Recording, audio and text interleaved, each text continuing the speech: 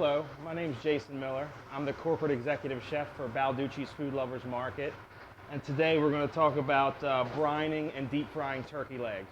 But before we do that, a very critical part, in my opinion, is to brine.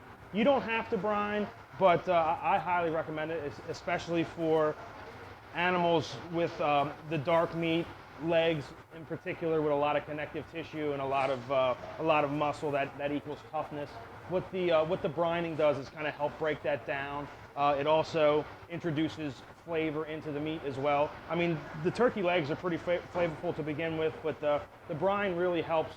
It starts the preserving process, and it's really a classic way to do things, especially with the legs of birds, turkeys, goose, duck, what have you. I did these overnight, but you know, these are probably 3.5 pounds, 4 pounds, so 4 hours would be fine. Once they come out of the brine, they need to dry.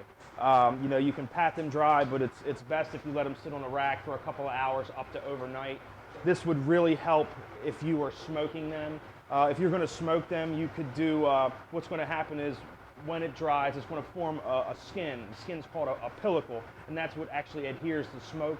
So we're not going to smoke these. We're actually going to deep fry them, and it's going to, you know, work just the same. This pellicle is going to kind of adhere the brownness from the deep fryer. So what we have here, this is an industrial kitchen, so we do have a fry-later.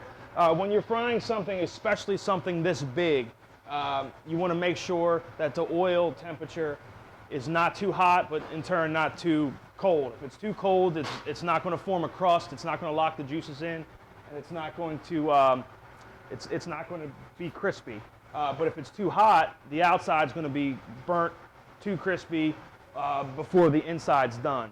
So I have this set at about 300 degrees. So it's quite simple. Just be very careful when putting them in the deep fryer. You can see it's just starting to, like I said, it's not super hot, but it's not super cold either. Just be careful when putting these in. You want to kind of get them started and then just lay them in gently. When you're cooking turkey, you want to make sure that it comes to 165 degrees.